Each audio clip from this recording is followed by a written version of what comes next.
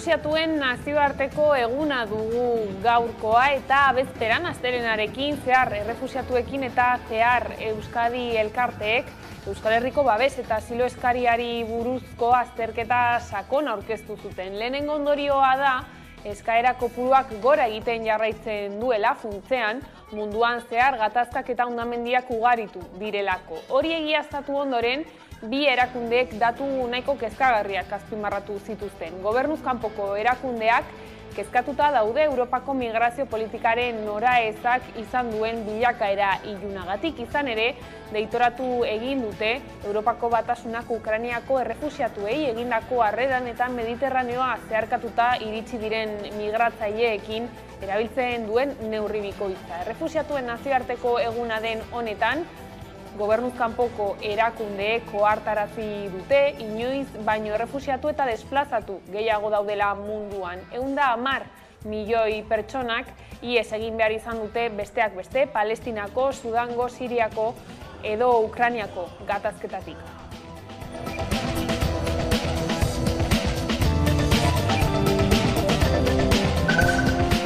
Gabon, udaltzaingoak kaleko saltzaile batzuen aurka izandako jokabide arrazista salatu dute Bilbon. Herritarrek arrazakeria instituzionala eta poliziala salatu dute hain zuzen ere. Ekainaren 18an izan zen polizia agenteek mantero batzuk atxilotu zituzten Bilboko Victor kalean eta materiala konfiskatu nahi izan zieten saltzaileek eta bertan zeuden hainbat herritarrek salgaiak eskentzeko eskatu zieten agenteei, baina ez zuten lortu. Herritarrek elkarretaratzea egin zuten atzo Bilbon manteroen alde.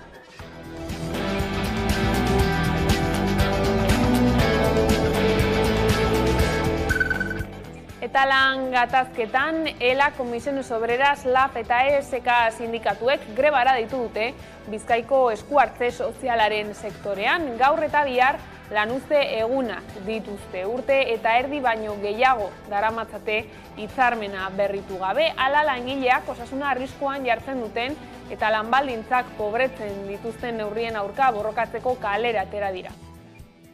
Aurreko astean izan genuen beste mahai bat, eta eman behar dituzten pasuek ez dira emoten, orduan hemen jarraitu behar dugu borrokatzen eta gure eskubideak aldarrikatzen. Gure momentue, orain arte beti gure lanean egon gara gure usuarioen aldetik bere eskubideak aldarrikatzen eta borrokatzen, eta orain da gure momentu eta gure eskubideak aldarrikatzeko eta borrokatzeko.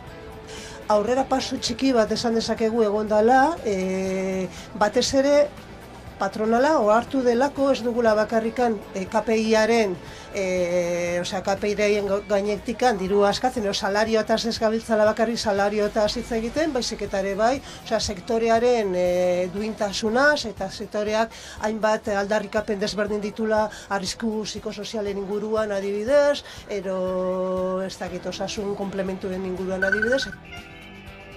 Lasarte Oriako Michelin multinazionalaren lantegian greba egin zuten atzo hitzarmen hobe bat eskatzeko. Joan den ostiralean hasi ziren lanuzteekin eta atzo egun osoko greba egin zuten alor guztietan. Labek adierazi du goizeko eta arratsaldeko txandetan grebaren erantzuna ehunekoa izan dela eta beraz ekoizpena geratzea lortu zutela. Zuzendaritzak gaurko biltzeko deia egin dio enpresa batzordeari hitzarmena berritzeko proposamen berbera egin zuen zuzendaritzak bai Lasarte Oriako plantan eta baita Gasteizkoan ere. Gasteizko planta Espainiako birekin batera lantegi arteko batzorde batean dago eta joan den astearen amaieran Gasteizko langileek hitzarmena berritzeari ezetz esan bazieten ere, 3 lantegien batura baiezkoa atera zen. Lasarte Orian enpresa batzorde propioa dute eta bertako sindikatuek hasieratik esan diote ezetz hitzarmen berriari eta greban ari dira.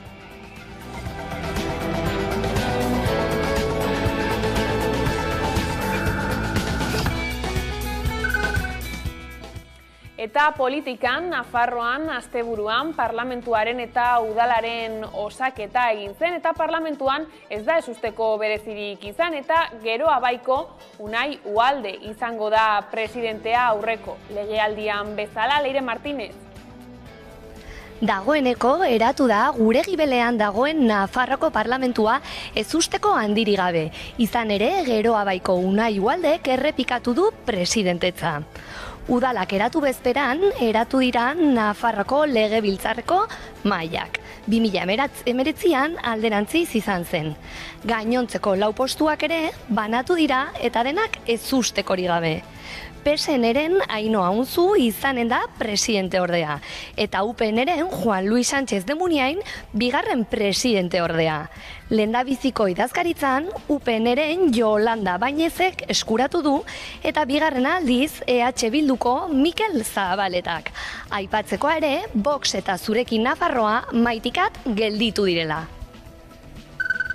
Eta udalean UPN garaile atera da, Iruñean eta udal herri askotan. PSNek izan du giltzarria ia bozka kopuru berdina zuten UPN eta EH Bilduren artean erabakitzeko. Leire Martínez. Eskuinaren alkateen legealdia iritsi da Iruñeko udalara eta Nafarroako herri handietara ere. PSN-eren boto zuriek eta EH Bildurekin akordiorik nahi egin ez izateak bidea erreztu dio UPN-eri eta beraz alkate makila Kristina Ibarrolak hartu du. Tuteran ere, Herriberako hiriburuan, UPN alderdiko Alejandro Tokero alkate atera da berriz ere. Lizarran UPNek irabazi du, Marta Ruiz de Aldak lortu du aginte makila. Barainainen UPNeko Maria Lekunberri heldu da irabazle, eta azkenik Eguesibarren UPNeko Surine Peñas alkate. Eta ekainaren 23tik uztailaren 3ra egingo dute Bilboko LGTBIQ+ zinema eta arte eszenikoen jaialdia. 20. urteurrena ospatzeko hainbat berrikuntza egongo dira. Jaialdia ekainaren 26an hasiko da.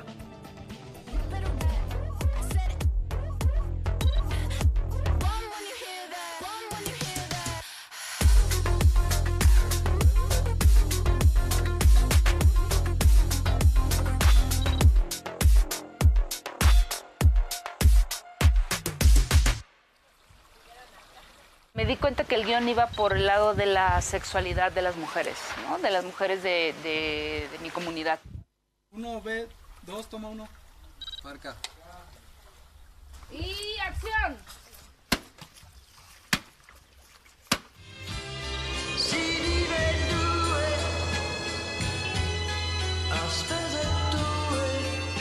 C'est carnivore les blaireaux, non? Bof, là...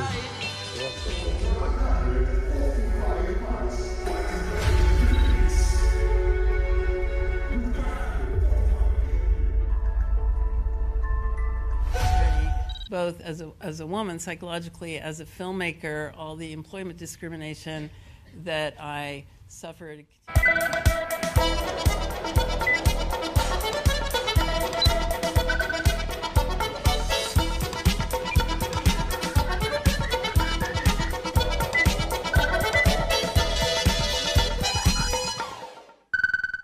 Ongietorriak gurean gaur gaueko albistegira. Ekainak 20 ditu gaur eta horrekin batera errefuxiatuen nazioarteko eguna dugu gaurkoa. Diskriminaziorik gabeko harrera aldarrikatu dute Euskal Herriko 11 txokotan. Zehar errefuxiatuak elkarteak azpimarratu du gizarteak harrera egiteko modua birpentsatu behar duela. Diskriminaziorik egonez dadin. Izan ere azaldu dutenez, errefuxiatuei traba eta zailtasun ugari jartzen zaizkie arlo guztietan.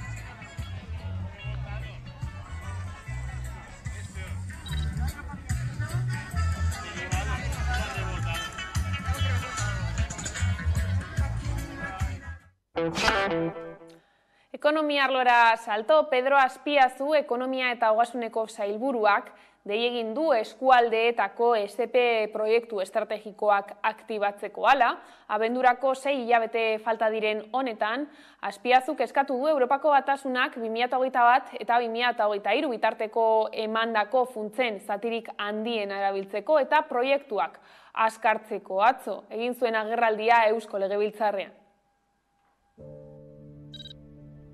Agerraldi honek bete egiten du abenduaren 23ko 11/2021 legearen Euskal Autonomia Erkidegoko 2022ko ekitaldirako aurrekontu orokorrak onartzen ditunaren berreskuratze, eraldaketa eta erresilientzia planari lotutako funtzen kudeaketari buruzko 5. kapituluan ezarritako 3 hilean behingo informazioaren baldintza. Autonomia Erkidegoi banatutako 2022.008 milioi euroetatik 1.048 esleitu zaizkio Euskadiri, ehuneko 4,77. Garapen ekonomikoa, iraunkortasuna eta ingurumena, lurralde plangintza, etxebizitza eta garraioa, hezkuntza eta lana eta enplegua dira volumen handiena esleituta dutenak. Euskadik 1.657 milioi euro jaso ditu guztira. 1.048 ehuneko 73,2 Eusko Jaurlaritzaren bitartez jaso ditu eta 609 ehuneko 36,8 estatuak zuzenean kudeatzen ditu. Bestalde, suizidioaren prebentzioa indartu nahi du Eusko Jaurlaritzaren osasun sailak eta 2030 urterako pazientearen segurtasunerako estrategiaren barruan sartuko du. Osakidetzak ezarri nahi dituen neurrietako bat da, Araba, Bizkaian eta Gipuzkoan gertatzen diren suizidio saioen erregistro bat sortzea. Osakidetzako zuzendari Rosa Perezek eta pazientearen osasuneko eta segurtasuneko programen koordinatzaile Enrique Peirok eman dute estrategia horren berri.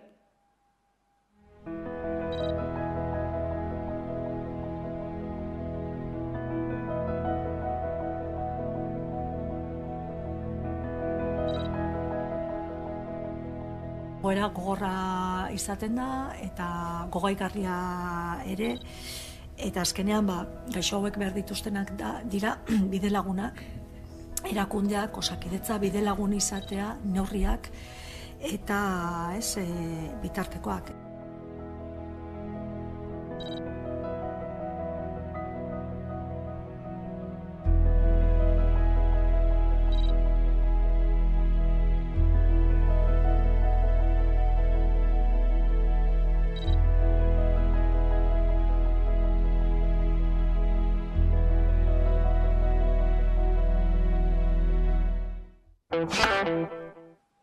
Bestalde, Argiak publikoki salatu du Solway multinazionalak mehatxu egin diola elkarrizketa batengatik. Argia astekariko lantaldeak prentsaurrekoa eskaini du kazetaritza ez da delitua lelopean. Apirilean, elkarrizketa bat egin zioten Paulina Albani kazetari guatemalarrari Minin Secrets ikerketaren inguruan. Solway enpresak elkarrizketa ezabatzeko eta 15.000 euro ordaintzeko eskatu dio astekariari. Guatemalako kazetari bati Argiak egindako elkarrizketa bat ezabatzeko eta 15.000 euro ordaintzeko eskatu digu Solway Investment Group multinazionalak. Argiak ez du horrelakorik egingo eta kazetaritza independentea aldarrikatzeko baliatuko dugu erasoa. Argiak apirila amaieran elkarrizketa egin zion Guatemalako Paulina Albani kazetariari. Prentsa komunitaria edabidean kolaboratzen du Albanik eta mugarik gabe gobernuzkanpoko erakundeak gonbidatuta etorri zen Euskal Herrira. Argiarekin hitz egin zuen besteak beste, eskuartean duten ikerketa bati buruz, Mining Secrets. Nazioarteko 75 kazetari daude tartean, esaterako Suitzako RTS irrati telebista publikoko kazetariak, baita The Guardian, Le Monde eta El País egunkarietakoak ere. Eta lan arloan, ELA, Comisiones Obreras, LAF eta SK sindikatuek grebara deitu dute Bizkaiko eskuartze sozialaren sektorea, gaur eta bihar lanuztegunak dituzte.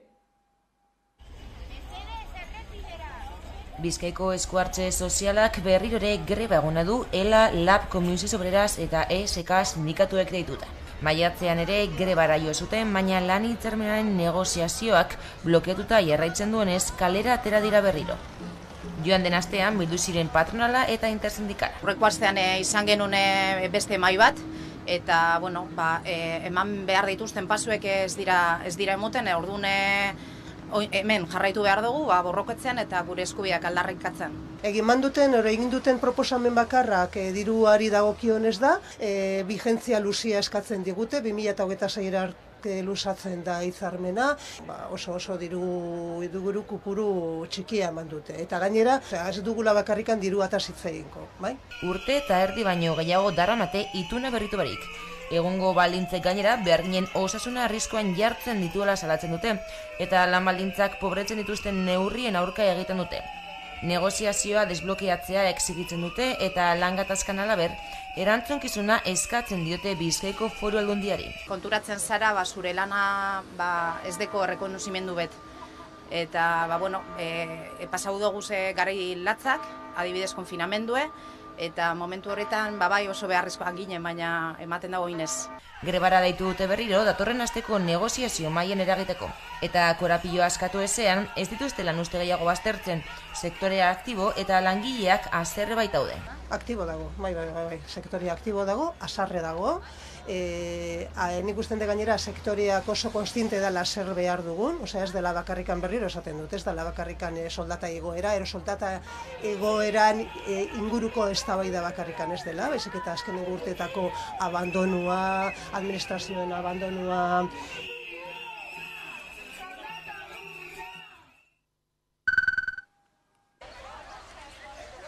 Osakidetzako garbitzaileek manifestazioa egin dute Donostian 114. greba egunean. Otsailaren 27an hasi zen Osakidetzako garbitzaileen greba, baina elaren arabera oraindik ez dago negoziaketa mahairik. Gorrozen atera eta Eusko Jaurlaritzan amaitu dute, argi uzteko Eusko Jaurlaritza dela egoeraren azken erantzulea. Sindikatuaren arabera Jaurlaritzak greba eskubidearen aurka egin du, 8 ezoiko garbiketa agindu baititu. Garapen profesionalaren ordainketa eskatzen dute langileek.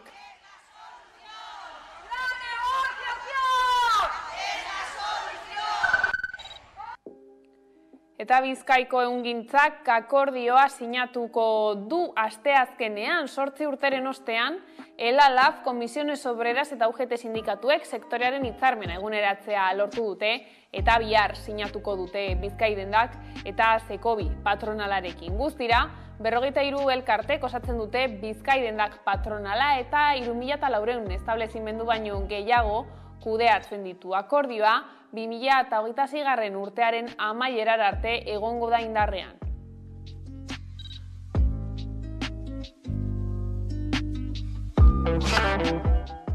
Eta politikan udal gobernuak eratuta batzar nagusien txanda da orain. Arabako batzar nagusiak eratu zituzten atzo goizean eta hala hasiera eman zioten 12. legealdiari. Irma Basterra jeltzalea aukeratu dute mahaiko presidente, EAJko eta PSko batzarkide taldeen botoekin. 12. legegintzaldiko Arabako batzar nagusiak astelehen honetan eratu dira eta Irma Basterra jeltzalea presidente izendatu dute. Maiatzaren 28ko foru hauteskundeen ostean, Arabako batzar nagusiak osatu diren lehenak izan dira. Zaizkio nazioarteko gatazkak arotz egiten eta gaur eta etorkizun hurbilean erronka handiei egin beharko die aurre. Gauzak horrela, EAJren esku jarraituko du batzar nagusietako lehendakaritza. Hauteskundeetan EAJ lehenengoa izan zen, 15 batzarkide lortu zituen. EH Bilduk berriz 14 eta PSek 9. Vox alderdia bertan sartu zen batzarkide batekin. Hala ere, Voxek ez du ordezkaritza lortu mailan, beste alderdiek ordea bai. 3 bozketa egin zituzten, lehenengoan Basterrak boto gehien bildu zituen, PSeren botoak jaso zituen hain zuzen ere. EH Bilduk ere aurkeztu zuen bere hautagaia eta Elkarrekin Podemosen botoak jaso zituen. PPek zuri bozkatu zuen. Bigarren bozketan Eba Jimenez eta Nerea Martinez PSE eta HH Bildu urren ez urren presidente ordeak izendatu zituzten, eta azkenik Jose Damian García eta Miguel Garnica idazkariak izango dira. Bizkaian berriz hilaren 22an egingo dute bilkura, lurralde honetan mahaiburua gehiengo osoz aukeratzen da lehen bozketan. Inork lortu ezean bozketa errepikatuko da boto gehien dituzten bi hautagaietako bat hautatzeko, eta boto gehien jasotzen dituen pertsona hautatuko dute presidente. Aurreikuspenen arabera, Ana Otaudi jeltzaleak jarraituko du bertan presidente izaten. Azkenik Gipuzkoan zehazteke dago batzar nagusiak eratzeko bilkura noiz egingo den. Eta Bermeoko alkatetza airean dago. Orain Asier Larrauri EH Bilduko ordezkariak dimisioa eman ostean. Koalizioak oharbidez jakinarazi duenez, Nadia Neme Somali zerrendan bigarren aukeratu dute alkategai. Guzan plataforma independentearen ustez ordea, Xabier Ortuzar bere zerrendaburuak izan behar du alkate. Momentu honetan Bermeoko alkatetza airean dago. Izan ere, Asier Larrauri EH Bilduko buruak dimisio eman zuen agintemakila hartu eta ordu gutxira zehazki autoistripua izan eta baimenutako alkohol tasa gainditu ostean. Larrauri alkate izendatu zuten EH Bilduk eta Guzan herri plataformak akordioa lortu ostean. Maiatzaren 28ko udal hauteskundetan EAJak irabazi baitzuen 8 zinegotzi lortuta. Bermeoko Guzan plataformako kide den Xabier Ortuzarrek hartu du alkatetza behin-behinean, hau da, beste investidura saio bat egin arte. Baina orain ikusteke dago zer gertatzen den. EH Bilduk oharbidez adierazi duenez, Bermeoko kideek Nadia Neme Somali zerrendako bigarrena alkategai aukeratu dute asamblea bidez. Horrez gain koalizioak esan du bi alderdiek sinatutako akordioak adierazten duena defendatuko duela. Hau da, EH Bilduko hautagaia izatea Bermeoko alkatetza izango duena. Hala ere, Gusanekoek bestelako irakurketa egin dute. Akordioaren arabera, Asier Larraurik izan behar zuen alkate, eta Asier Ortuzar independenteak alkate orde. Hori dela eta dimisioen ondoren, euren ustez, Ortuzarri dagokio agintemakila hartzea, eta ez dute beste aukerarik onartuko. Larraurik ez du oraingoz bere dimisioa ofizialki aurkeztu eta behin egiten duen honetik 10 eguneko epea dago alkate berria izendatzeko. Edonola ere, bi alderdien artean akordioa lortu ezean, alkatetza EAJak hartuko du Bermeoko udal hauteskundeak irabazi baitzituen.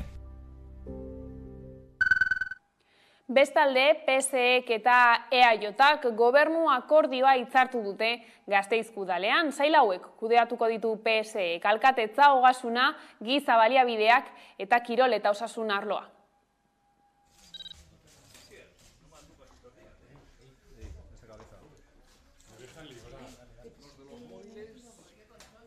Gaurkoa egun handia du Gasteizek, ondo dakizue akordio eta hitzarmenen defendatzaile zutzua izan naizela beti. Horren bestez, pozarren nator gaur beste hitzarmen bat aurkeztera. Gobernu akordio horri esker aurrera egiten jarraitu ahal izango dugu. Udalek funtsezkoa duten zerbait bermatzearekin batera, hiri plural batek halako baita gure Gasteiz merezi dituen egonkortasuna eta gobernu zorrotza. Gobernu anitza gara, gizarte anitz batean bizi gara, ikuspuntu desberdinekin, eta hori beti da aberesgarria. Indarrak batzen baditugu, aurrera egingo dugu eta azkarrago egingo dugu. Vaya colores que sabes puesto.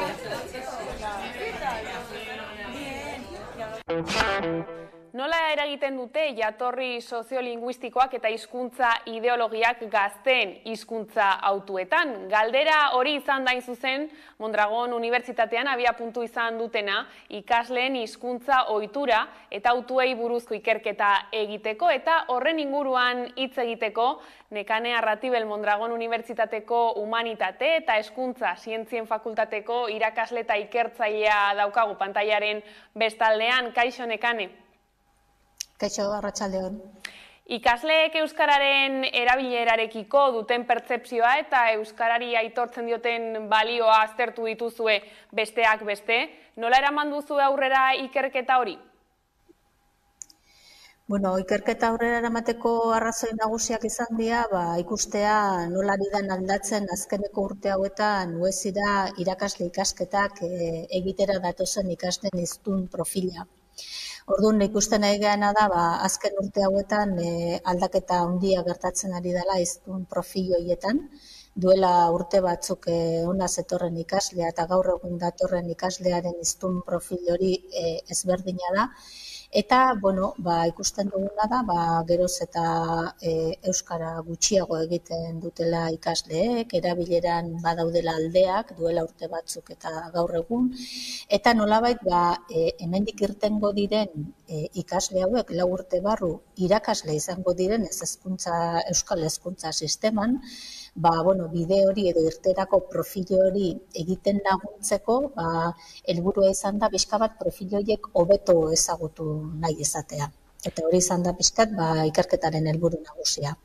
Profilei buruz hitz egin dugu, izan ere, zein izan da erabili duzuen lagina ikerketa egiteko? Bai, lagina izan dira, lehenengo mailara etorri ziren 169 ikasle, eta, gero lagin horretatik, 169 ikasle horiek galdetegi bat bete zuten, eta galdetegi horretan emandako hainbat erantzunen arabera, ondoren aukeratu genituen talde eztabaidak egiteko 3 profil ezberdinetako ikasleak. Eta 3 profil horietan guztira izan ditugu 23 bat ikasle edo talde focus group edo eztabaida talde hauetan parte hartu dutenak. Eta zeintzuk izan dira emaitzarik esanguratsuenak, izan ere esaten duzue testu inguruak, ez? Eragin zuzena daukala hizkuntza ohituretan? Bai, gu bereiztu ditugu 3 profil. Profil bat izan da, euskal elebiduna deitu dioguna, eta hauek dira euskaraz eroso aritzen direnak, eta gehienak dira etxetik euskaldunak. Bigarren profil bat identifikatu dugu, deitu dioguna elebidun pasiboa, hauek euskeraz zein gazteleraz bi hizkuntzetan aritzen dira eroso, eta 3. Profil bat identifikatu duguna izan da erdal elebiduna eta kasu honetan hauek gaztelaniaz aritzen dira eroso. Orduan, ikusi dugun, ondorio nagusienetako batzuk esan duzun bezala izan da, batetik testuinguruak badaukala eragina ikasle hauen hizkuntza ohituretan. Horrela, etxetik euskalduna dana, testuinguru euskaldunean bizi dana, eta hauek dira euskaraz eroso aritzen direnak zalantzarik gabe, hauen berezko joera euskaraz egitearena da. Aldiz ikusi dugu, etxetik eta testuinguru oso erdaldunetatik edo gaztelerazko testuinguruetatik datozen ikasleen kasuan joera gazteleraz egitearena dela, eta elebidun pasiboen kasuan testuinguruaren arabera. Testuinguruaren arabera egiten dute hautua euskaraz edo gazteleraz aritzekoa. Hori izan da ondorietako bat. Beste ondorietako bat izan da, 3 taldeetan daukatela ere euskara gaitasunaren inguruko autopertzepzio positiboa, hau da, galdetu ezkeo ea ondo moldatzen diren euskaraz, guztiek esan digute baietz, baina gero ikusi dugu behin fakultatera etorrita eta agian beste testuinguru euskaldunago batzuk ezagutu dituztenean, ikasle horietako batzuk nolabaiteko beraien pertzepzio edo autopertzepzioetan aldaketak ere izan direla, eta agian batzuk kontzientzia hartu dutela, agian etzeukatela beraiek uste zuten bezain euskara maila ona, bai?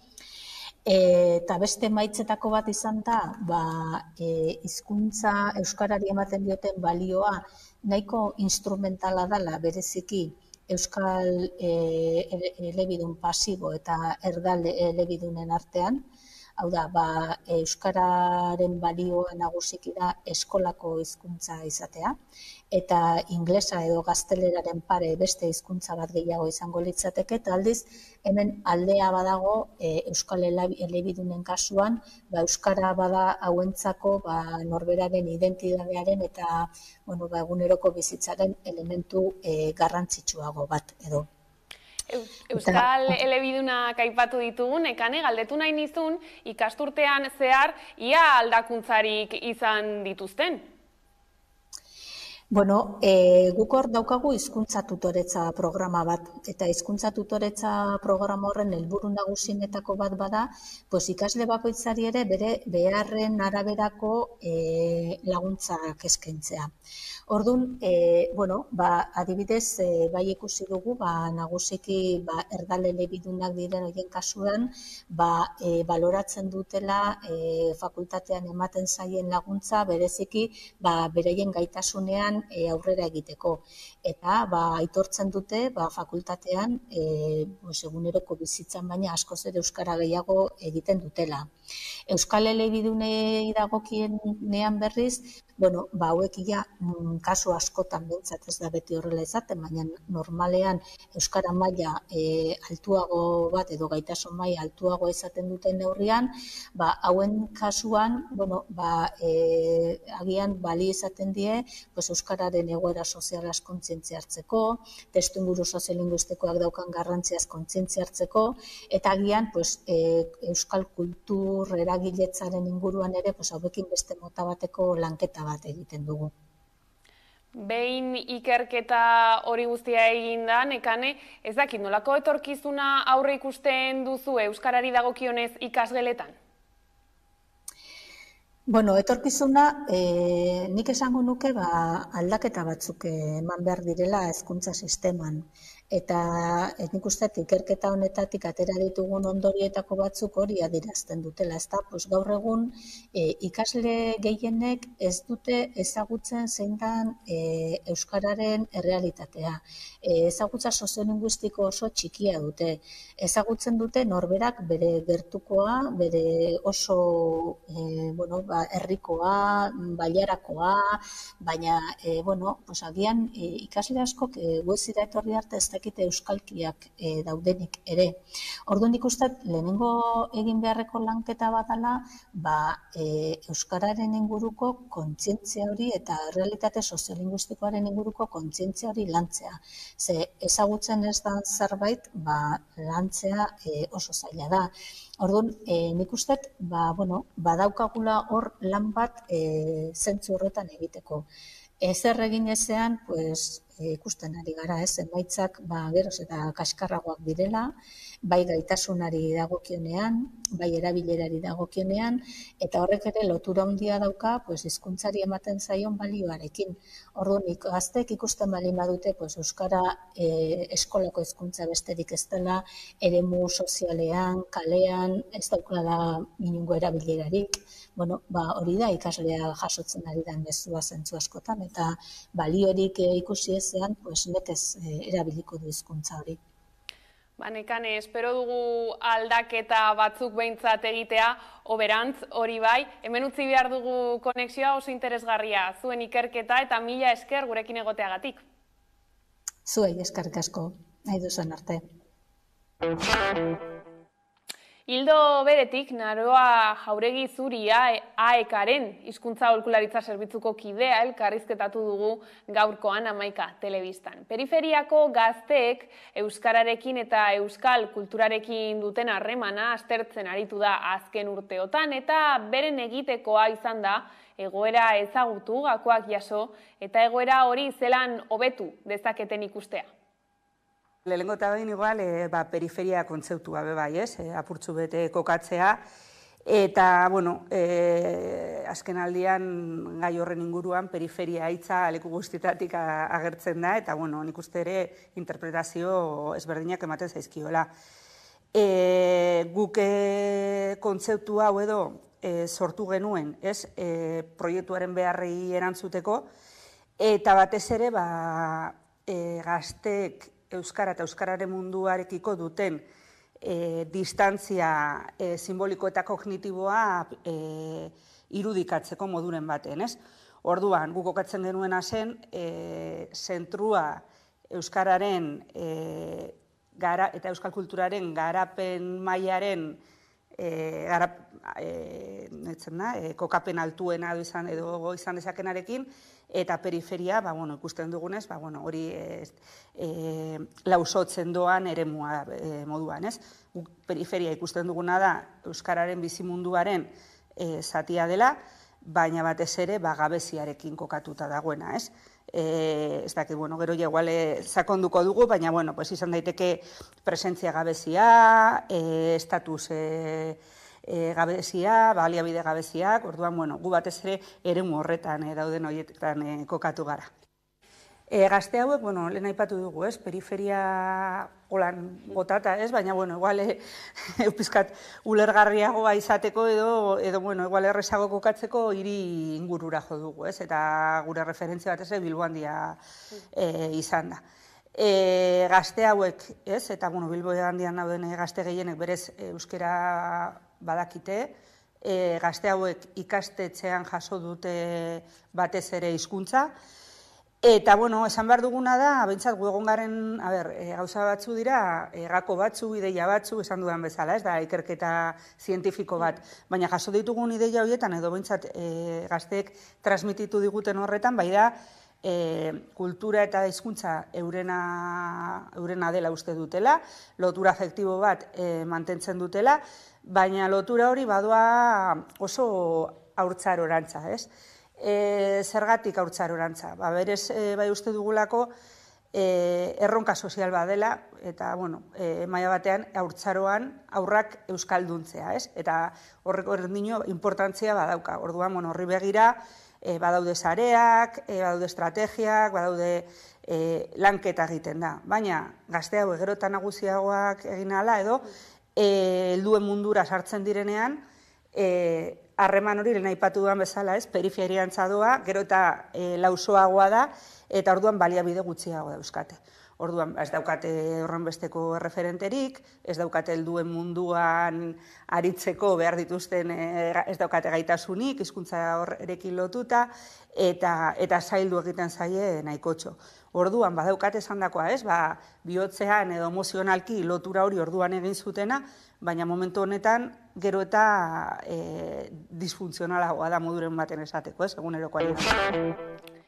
Eta etxebizitzari dagokionez, Pirinio aldeko egoeraren berri emango digu Leire Martinez lankideak.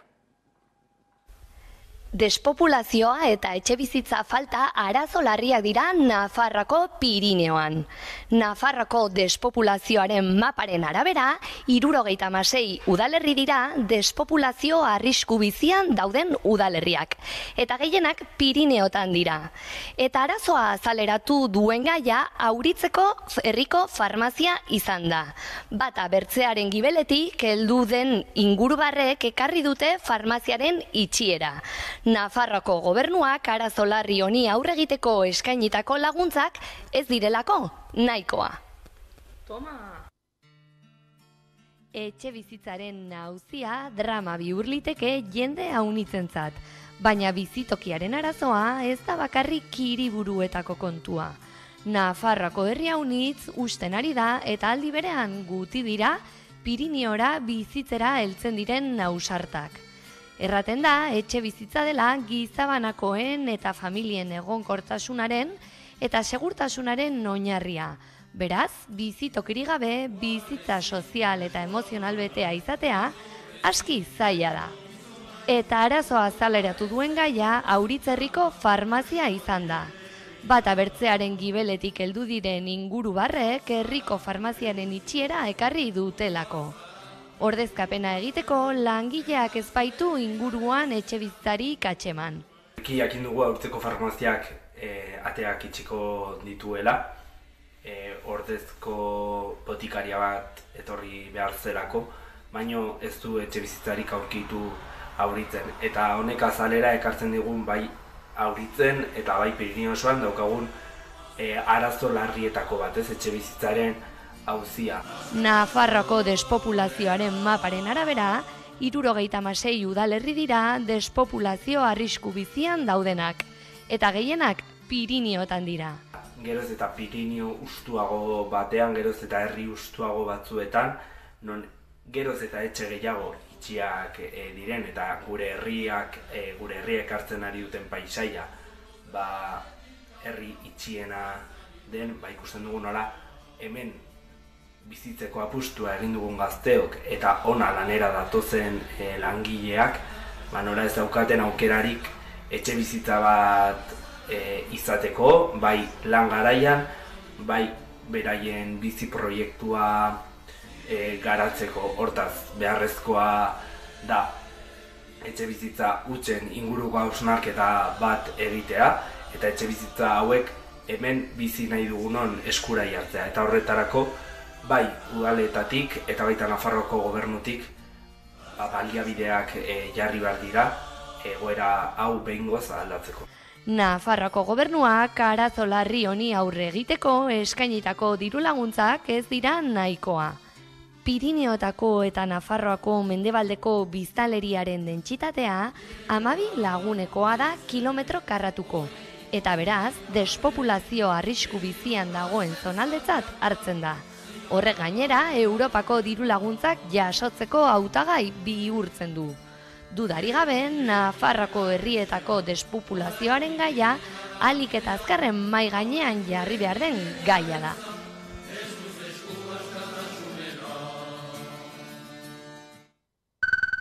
Etxebizitzaren arazoa gero eta larriagoa da Hego Euskal Herrian. Etxea erosteko eta alokatzeko prezioak etengabe hazten ari dira. 2022an 1001 etxegabetze egin ziren. Besteak beste, horiek ondorioztatu ditu elako azterketa bulegoak Hego Euskal Herrian, eskubide bat merkatuaren menpe izeneko txostenean. Etxebizitzaren arazoa gero eta larriagoa da Hego Euskal Herrian. Etxea erosteko eta alokatzeko prezioak etengabe hazten dira. 2022an 1001 etxegabe egin ziren. Turistifikazioaren izurria gero eta larriagoa da, eta etxerik gabe dagoenen kopurua gero eta handiagoa da. Politika publikoek ez dutela etxebizitza eskubidetzat hartzen. Espekulazio ondasun bat izatea lehenesten dute negozioa egiteko. Beraz, politika publikoak egoera horren erantzuleak dira. Besteak beste, horiek ondorioztatu ditu elako azterketa bulegoak Hego Euskal Herrian eskubide bat merkatuaren menpe izeneko txostenak. Eta aferari aurre egiteko proposamenak ere jaso ditu sindikatuak. Eskubidea jasotzeko baldintzak zabaltzea, gaur egun beharra duen biztanleri gehiena kanpoan uzten delako, etxebizitza bat izateko eskubidea dutenei, prestazio bat emateko aukera ezabatzea. Bestalde, elako hartarazi duenez, egun Hego Euskal Herriko hiriburuetan ez dago 600 eurotik bera etxebizitza bizigarri bat alokatzeko aukerarik. Batez besteko soldataren 130 dena. Hego Euskal Herriko hiriburuak Espainiar estatuko 10 garestienen artean daude. Eta horretan, Donosti da garestiena metro kuadroko 5.000 euro gainditzen dituelarik. Egoera horrela, gazte eta migrante askorentzat emantzipatzeko aukera bakarra etxea partekatzea dela deitoratu duelak. Horrez gain, salatu du 30.000 etxebizitza daudela utzik eta bitartean jende askok ezin du emantzipatu ez da etxerik lortu ere. Etxebizitzaren erabilerari buruzko txostenaren arabera, 56.000 etxebizitza baino gehiago utz daude EAEn eta Nafarroan 34.000 etxebizitza inguru. Utzik dauden etxebizitza guztiak alokairurako erabiliko balira, alokairuko etxebizitza parkea 137an handituko litzateke EAEn eta Nafarroan 150an handituko litzateke. Sindikatuak nabarmendu duenez gainera, etxebizitza politiken eredua aldatzea posibla da, eta Ipar Euskal Herriko alda mugimendua adibide bezala aipatu du. Bertatik aurkeztu dute tokiko elikagaiak eta baztertutako pertsonen laneratzea uztartuko dituen enpresa. Enpresak etxei eta enpresei janaria banatzeko, elikagaiak eraldatzeko eta sukaldeak eta jantokiak kudeatzeko zerbitzuak eskainiko ditu.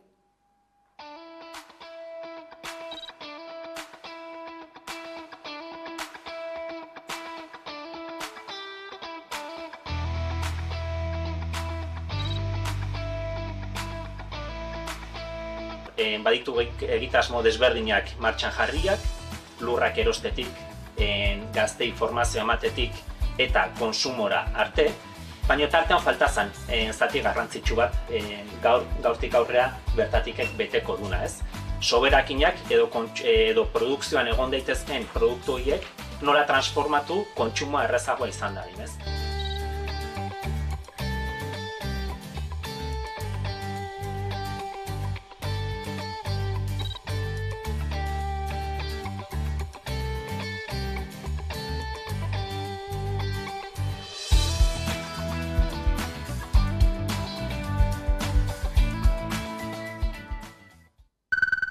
Eta Nafarroara bueltan duela urtebete Nafarroako 50 udalerri ebakuatu behar izan zituzten suteengatik. Suak 15.000 hektarea kiskali zituen Nafarroako erdialde eta herriberan eta zenbait kasutan herrien atarian bertan geratu zen sua. Urtebete pasada Nafarroak inoizko suterik bortitzenak bizi izan zituenetik. Suteek Nafarroako erdialde eta herribera gogor kolpatu zuten. Iparretik egora 50 udalerri ebakuatu behar izan zituzten. Horien artean, Legarda, Obanos, Etxauri, Girgillano edo Unseko San Martin. Suak 15.000 hektaria suntsitu zituen Nafarroan.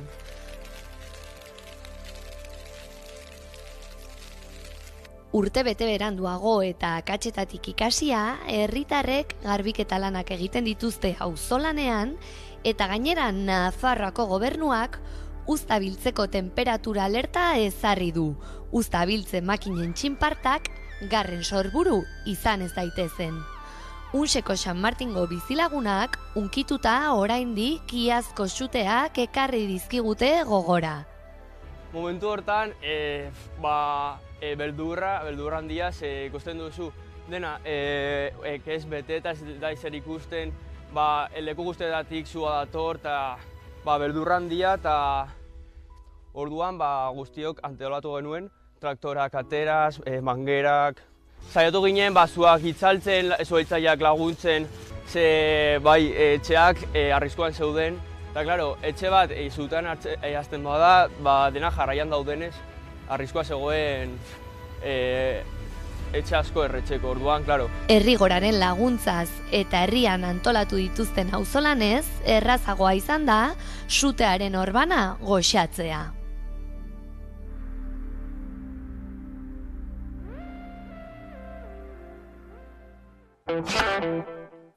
Zaldibarko Luizia dugu izpide orain, izan ere Arantxa Tapia Jaurlaritzako ingurumen sailburuak legebiltzarrean adierazi zuen Zaldibarko zabortegiaren lurrak bere egonkortasun mailarik baxuenean, baina egonkor daudela. Halaber, gehitu zuen momentuz ez dagoela berriz erortzeko arriskurik, baina aitortu du segurtasun maila apaldu egin dela. Testuinguru horretan, Gaizka Zabarte Zaldibar Argituko kidea izan dugu gurean, eta erantzukizuna ardezatela eskatu die erakundei. Iragan astean argitara ateratzen Zaldibarko zabortegia dagoen lurrak bere egonkortasun mailarik baxuenean daudela. Halaxe ondorioztatu du Jaurlaritzak lurzoruaren egoera aztertzeko eskatutako ikerketak. Horren aurrean Mikel Otero Bilduren legebiltzarkideak azpimarratu du premiaz inork bere gain hartzen ez duen esku hartze behar duela zabortegiak. Uda honetan euri jasak baldin badaude, udazken honetan euri jasak baldin badaude, eta epaitegiek ez badute agindu hori kubritzea, guk, zuek kasu honetan, zuen ardurapean utziko dezue hori gertatzen dela, noren erantzukizunpean. Hau beste inork, beste erabakiak hartzen ez dituen bitartean edo hartzen ez baditu, administrazioak hartu behar ditu, eta hori zure ardura da, Tapia Andrea. Arantxa Tapia sailburuak erantzun dio alarmarik ez pizteko. Lurrak bere egonkortasun mailarik baxuenan daudela, baina egonkor. Ez gaude zerura begira. Kontrolpean daukagu sistema, inspekzioak eginez eta ziurtatuz gauzak gertatzen direnak eta gertatzen ez direnak. Bi, prozesua judizializatuta dago, epaileak tartauden daude eta fiskaltzak ere bai. Eta ez da perzibementua bakarrikan esan dizut, epailen gara jodeu eta beraiek gaina egin dute hasierako emaitza bat eman dute eta esan diogu gauzak argitzeko gehiago. Testuinguru honetan Gaizka Zabarte Zaldibar Argituko kidearekin izan gara eta kezkatuta agertu da. Tapiak esan zuen hori, baina horrek gogora ekartzen digu amildu eta berehala nola behin eta berriro esaten ziguten aire kalitatea ona zela eta gero ikusi genuen ikusitakoa. Gaineratu du txostena oso argia dela eta benetan kezkatzeko modukoa. Txostenak dioena da egonkortasunari dagokionez, mugitzen ari da, beharrokena baino askoz gehiago, bere egonkortasun maila amildu zen unean baino txarragoa dela. Eta, horrekin nik uste dut dana esan da dagoela. Gauzak horrela erantzukizuna har dezatela eskatu die erakundeei. Hondarribiara Salto alarde ofiziala antolatzen duen alarde fundazioak konpainia misto bakar bat sor dezala eskatu du herritar talde batek nahi duten gizon emakumeen parte hartzea bermatzeko bertan. Jaizkibel konpainiak pozgarritzat hartu du albistea emakumeen parte hartzearen alde gero eta proposamen gehiago daudela ikustea. Ildo horretan lan serio bat eskatu dute. Irailaren 8an Hondarribiko alardea ospatuko da betiko legez, baina aldaketa aroan gaudela argi dago. Udal gobernuan ere aldaketak egon dira, Abotsanitz plataformak eskuratu baitu aginte makila, eta badirudi alarde parekideruntz doazen pausoak ematen ari direla hondarribiarrak. Testu inguru horretan alarde misto egiteko proposamena egin du Hondarribian herritar talde batek. Alarde ofiziala antolatzen duen erakundeak alarde fundazioak sor dezala konpainia misto bat, konpainia misto bakar bat, hala nahi duten gizon emakumeen parte hartza bermatzeko bertan. Soldadu gisa soilik gizonezkoak onartzen zituzten alarde tradizionalean urratsak ematen hasi direla dirudi. Proposamena sinatzen duten 60 lagunen zerrendako izenak ikusita, betiko alardearen defendatzeak dira asko. Jaizkibelen kontrako protestetan nabarmendutakoak zenbait. Zaindua proposamena deitu diote eta astelenean iritsi zen hondarribitarren buzoietara. Bertan diote gatazka luze bati irtenbidea eman nahi diotela eta inplikatutako eragile guztiei eskuzabaltasunez jokatzeko deia egiten diete jarrera desberdinen arteko lotura puntu bat aurkitzeko. Lotura hori zein den, bada alarde osoan ez baizik konpainia bakarrean parte hartzak gizon eta emakumeek parez pare. Alarde idealari amore ematea eskatzen die alde guztiei, baita alarde ofizialetik kanpo gizon eta emakumez osatzen den Jaizkibel konpainiari ere. Ildo horretan Jaizkibelek pozgarritzat hartu du albistea, emakumeen parte hartzaren alde gero eta proposamen gehiago daudela ikustea. Izan ere aldarri horren defentsan 26 urte daramatzate. Elkarrizketa mahai baten aldeko eskian ere aspaldi ari direla adirazi dute, eta lan serio bat eskatu dute bide horretan. Udal berriak begionez jaso du proposamena. Gatazka honen inguruan beste eragile berri bat sortu da herrian, eta konponbidean aurrera egiteko modua ematen du.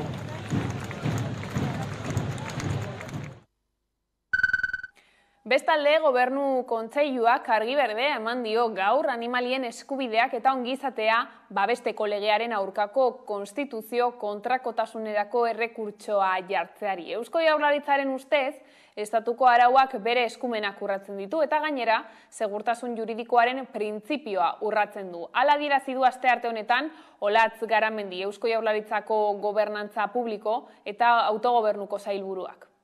Gobernu Kontseiluak ere onartu duela animalien eskubideak eta ongizatea babesteko 7/2023 estatuko legearen aurkako konstituzio kontrakotasuneko errekurtsoa jartzia. Eusko Jaurlaritzaren ustez, estatuko arauak bere eskumenak urratzen ditu, eta ganera segurtasun juridikoaren printzipioa urratzen du dagokion araudia aplikatzerakoan. Noranahi ere, Eusko Jaurlaritzak baimena eman du, estatuaren eta erkidegoaren arteko aldebiko lankidetza batzordean gai horri buruzko negoziazioa irekitzeko. Ziortza Larreategi Piztiak konpartzako kideak nabarmendu du, urteak daramatzatela animalien zapalkuntzarik gabeko festen alde borrokan, eta azpimarratu du hurrengo pausuak izan behar duela zezenketarik ez izatea. Herritarrei dei egin die hausnar dezaten beste nortasun bat eraiki behar dutela. Piztiak konpartzatik eta animalista kolektibotik urteak daramatzagu animaliarik gabeko jai herrikoien alde borrokatzen, eta larunbat honetan konkretuki Biztanlegreko zezenketen aurka manifestatu ginen. Duela urte batzuk lortu genuen zirkoek animalia basatirik sekartzea, eta uste dugu Bilbok eman beharreko hurrengo pausua dela zezenketekin amaitzea.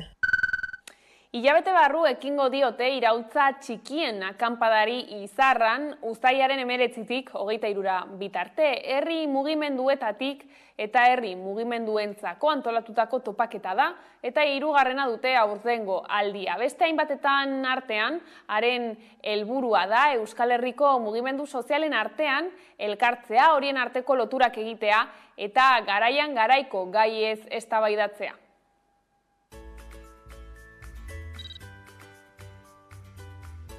Landa eremuari eta herriko txikitasunari garrantzia eman nahi diogu. Hiritik egitaragoak deszentralizatu eta beste era batean enfokatzeko aukera emanez. Iraultza txikien akanpadaren helburua Euskal Herrian ditugun herri mugimenduen eta borroken arteko saretze bat egitea da.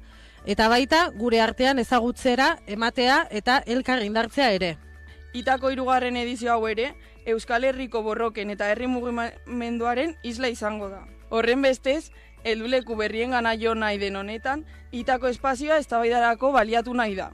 Era berean, ahotsan hitzen presentzia bermatzen saiatzea izan da gure helburuetako bat.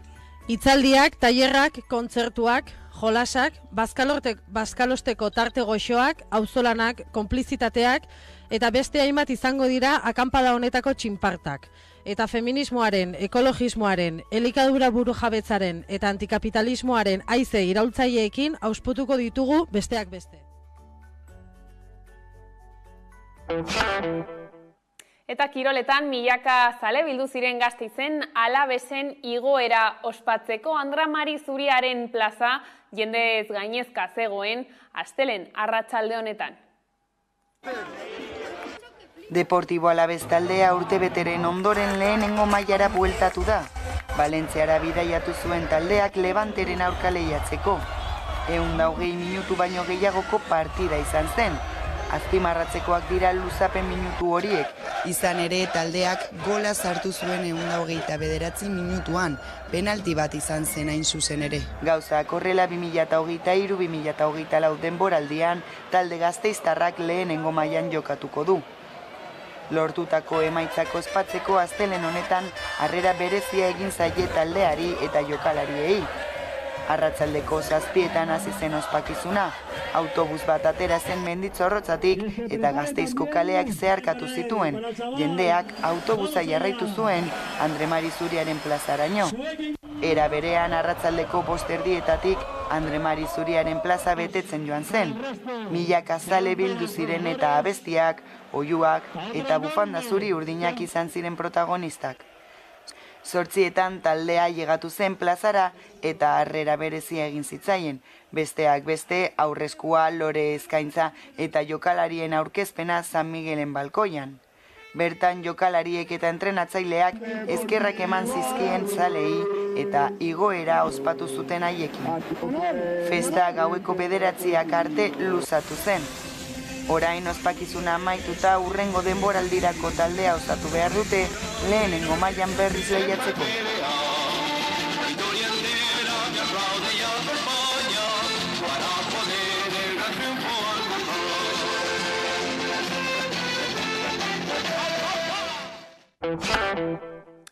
Eta horrela iritsi gara albistegiaren bukaerara. Gaurkoan, ETS-tasuneren gugeu garen abestiarekin agurtuko zaituztegu. Gustatuko zaizuelakoan, besterik ez gure aldetik. Horiek izan dira gaueko albistegiak gurean gaur utzi dituenak. Gogoratu guztiak eta gehiago nahi duzuen aldiro 11.eu satarian dituzuela eskuragarri. Ongi izan eta bihar arte.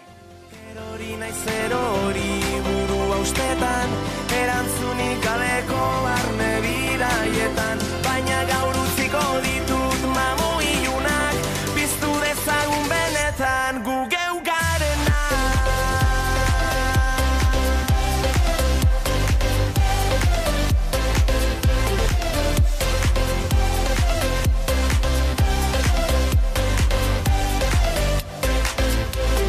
Senaren bideak berpiztu, dramak itzali. Hortik dela uste badezu, ez pentsatu eta segi. Inoiz egin dudan bida iluzena, itxaso gorriko latuetan, ibili naiz ibili.